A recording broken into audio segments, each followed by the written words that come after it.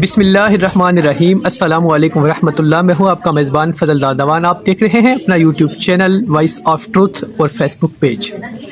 اگر ابھی تک آپ نے چینل کو سبسکرائب نہیں کیا تو چینل کو سبسکرائب کریں، فیس بک پہ فالو کریں مجھے، اور ویڈیو کو شیئر اور لائک زیادہ سے زیادہ کریں تاکہ آنے والی تمام ویڈیوز، تمام انفارمیشن ایک امانت کی طرح آپ تک پہنچ سکے۔ تو کافی سارے معاملات پہ بات کرنی ہے۔ عمران خان صاحب کا بہت عرصہ کے بعد جیل سے باہر آنے کا ایک موقع آ گیا ہے کہ جس پہ وہ پبلک کو ایک جھلک دکھا سکتے ہیں، اپنی نظر آ سکتے ہیں عوام کو، جی یہ کیا معاملہ ہے اور فرد جرم عائد ہونے جا رہی ہے، ہوگی نہیں ہوگی، وہ کیا معاملہ ہے وہ بھی بتاتے ہیں آپ کو۔ اور اس کے بعد اینڈ پہ بات کریں گے اسرائیل اور فلسطین کا جو معاملہ، بگڑتی اور چینج ہوتی ہوئی صورتحال، کیا معاملات ہیں، اس پہ بھی ہم آپ سے ڈیٹیل میں بات کریں گے۔ سب سے پہلے بات کریں گے عمران خان صاحب کے بارے میں۔ جی عمران خان کو جتنا ٹائم ہو گیا ہے، یہ 9 مئی کو وہ جو ایک معاملہ ہوا تھا، وہ جو اداروں پہ یا تاریخی جو بلڈنگز ہیں ہماری اداروں کی، ان پہ جو تنصیبات پہ جو حملہ ہوا تھا، ایک جو بھی معاملہ ہوا تھا، وہ اس چکر میں وہ جو ان کی عمران خان صاحب کی گرفتاری کے ریئیکشن میں وہ سارے کا سارا معاملہ سامنے آیا تھا۔ تو وہ اب کس نے کیا تھا یا اس کا بینیفیشری کون ہے، اس کا فائدہ کس نے اٹھایا وہ حملہ کرنے کا، تو پی ٹی آئی کو تو اس کا ابھی تک نقصان ہی ہو رہا ہے، سراسر نقصان ہے پی ٹی آئی کو۔ اس کا مطلب ہے کہ یہ پی ٹی آئی کا پلان تو تھا نہیں۔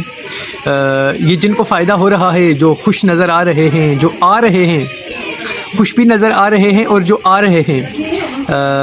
وہ فائدہ تو انہوں نے اٹھایا، تو اپنے انہوں نے راستے سیدھے کرنے کی کوشش کی اور عمران خان صاحب کو انہوں نے لٹکانے کی کوشش کی۔ تو یہ عمران خان کا فیصلہ کیسے ہو سکتا ہے جب ان کو سراسر نقصان ہوا ہے اس کا؟ اور جہاں تک بات ہے ان کی ایک جھلک دکھانے کی، باہر آنے کی، تو وہ معاملہ یہ ہے،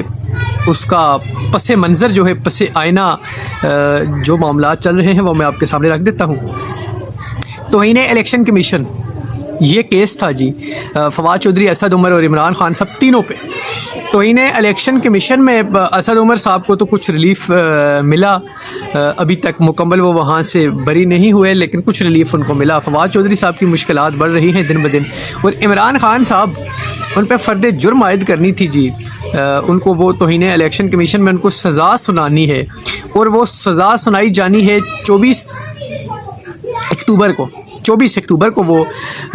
الیکشن کمیشن نے فیصلہ سنایا ہے کہ 24 اکتوبر کو عمران خان کو الیکشن کمیشن کے روبرو پیش کیا جائے۔ اب یہاں پہ ابھی تک تو جتنے بھی عمران خان کے معاملات تھے، عدالتی معاملات، ان میں عدالت کو عمران خان کے روبرو پیش کیا گیا ہمیشہ، یعنی جج صاحب جا کے وہاں پہ تو وہ سارے کا سارا کیس کو دیکھتے تھے، اور پھر جو ان کو سزا سنانی تھی یا جو بھی معاملات کرنے تھے، یا پھر اس کی جو آگے جس طرح سے اسٹیپ بائی اسٹیپ وہ جس طرح آگے پروسیڈنگ چلتی ہے عدالت کی، وہ اس طرح سے چل رہا تھا۔ لیکن ابھی الیکشن کمیشن نے جو اپنی پچھلی سماعت پہ جو بتایا تھا کہ عمران خان کو عدالت کے الیکشن کمیشن کے روبرو پیش کیا جائے، اب آئین کے آرٹیکل 220 جس کو بہت زیادہ ڈسکس کیا گیا عدالتوں میں، ہائی کورٹ میں تو اور سپریم کورٹ میں بھی، آرٹیکل 220 آئین کا یہ کہتا ہے کہ تمام ادارے جو ہیں وہ، اور تمام سیاسی پارٹیز بھی اور تمام ادارے بھی جو ہیں وہ الیکشن کمیشن کی بات کو مانیں گے، اس کے آرڈر کو اوبے کریں گے، الیکشن کمیشن کے آرڈر کو۔ اب الیکشن کمیشن نے عمران خان کو طلب کر لیا ہے، اور کیا عمران خان کو پیش کیا جاتا ہے الیکشن کمیشن کے روبرو، یا پھر ایک بار ایک نئی اور تاریخ رقم ہونے جا رہی ہے، ایک نئی داستان اور لکھنے ہوگی کہ الیکشن کمیشن کو ہی، پورے کے پورے الیکشن کمیشن کو ہی عمران خان کے روبرو پیش کر دیا گیا ہے، اور پھر اس پہ سزا ہوتی ہے نہیں ہوتی ہے وہ بھی معاملات دیکھے جائیں گے۔ اور اس کے بعد سائفر والے کیس پہ، اور اس پہ تو وہ 17 اکتوبر کو عمران خان کو کوئی سزا سنانے کے امکانات بھی ہیں، تو اس سلسلے میں عمران خان صاحب کے وکیل جو ہیں مروت صاحب، انہوں نے ایک پٹیشن دائر کر دی ہے عدالت میں، ہائی کورٹ میں، کیا ہائی کورٹ اس فیصلے کو جو سزا سنائی جانی ہے اس کو روک سکتی ہے؟ کیا وہ رک پائے گی یا پھر عمران خان صاحب کو وہ سزا بھی سنا دی جائے گی اور ان پہ فرد جرم بھی عائد کر دیا جائے گا؟ تو اگر عمران خان صاحب کو الیکشن کمیشن کے روبرو پیش کیا جاتا ہے تو بہت عرصہ کے بعد عمران خان باہر آئے گا، تھوڑی ہی دیر کے لیے صحیح مگر آئے گا، اور عوام اس کو دیکھے گی، اور ایک جھلک دیکھنے کے لیے کہاں کہاں سے لوگ نکل آتے ہیں وہ تو آپ کو پتہ ہے۔ اب تو خیر عوام ترس چکی ہے لوگوں کی نظریں اپنے قائد کو دیکھنے کے لیے، تو وہ دیکھتے ہیں کہ وہ کیا معاملات بنتے ہیں اس کے۔ تو اس کے بعد جو بہت بڑا اس ٹائم ایک عالمی ایشو جو ہے اسرائیل اور فلسطین کے درمیان، جو ہمارے پچھلے ولاگ میں آپ نے دیکھا کہ ہم نے جس طرح سے ڈیٹیل میں تمام چیزیں آپ کے سامنے رکھی کہ اسرائیل نے جو غزہ میں جو حملہ کیا ہوا تھا اس کے فلسطین کے علاقے پہ، مقبوضہ علاقے پہ، غزہ پہ جو اسرائیلی فوج نے وہاں پہ کافی ٹائم سے قابض تھی وہ وہاں پہ، اور وہ ظلم اور جبر جو وہ کر رہی تھی وہاں پہ، اور جو قتل و غارت کر رہی تھی، اور جس طرح سے اس نے وہاں پہ خوف و ہراس بنایا ہوا تھا،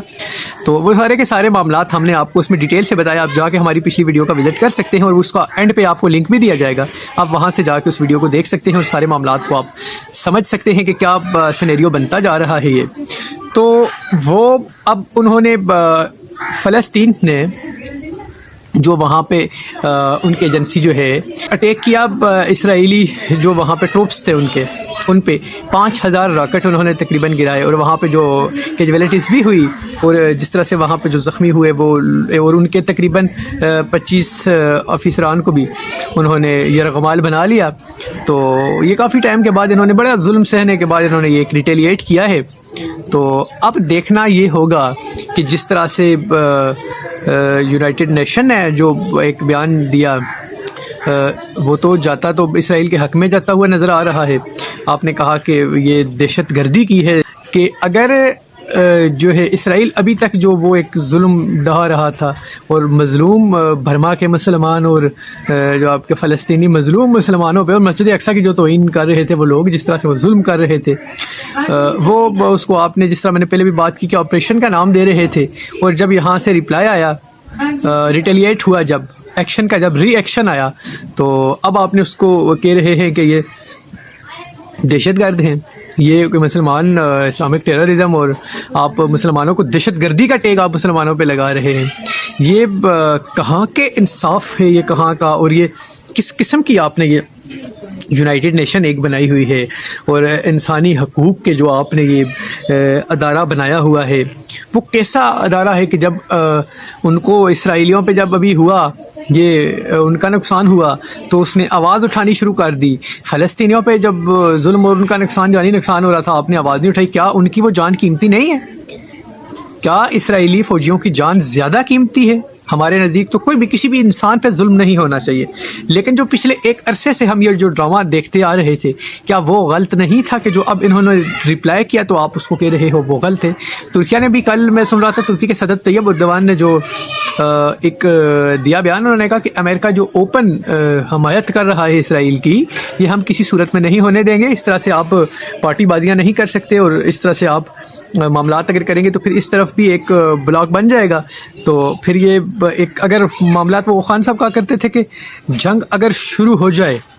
تو کسی کے بھی پھر کنٹرول میں نہیں رہتی، پھر اس کے کانسیکوینسز پوری دنیا پہ ہوتے ہیں، اور پھر وہ روکنا ممکن نہیں ہوتی۔ تو امید کرتے ہیں کہ جتنے بھی یہ بڑے ملک ہیں، جو با اثر ملک ہیں، جن کی آواز میں دم ہم ہے، یہ ہوش کے ناہن لیں گے، اور پاکستان کے سفارت خانے سے بھی کوئی اس معاملے پہ آواز ضرور آئے گی۔ تو اسی امید کے ساتھ کہ پاکستان انشاءاللہ اپنا ایک نیوٹرل بیان، اپنا مائنڈ سیٹ ضرور دنیا کے سامنے رکھے گا، اور اس پہ کوئی نہ کوئی بیان دے گا۔ تو ملتے ہیں اگلے ولاگ میں، تب تک کے لیے دیجیے اجازت۔ آپ کا میزبان فضل دادوان، السلام علیکم ورحمۃ اللہ۔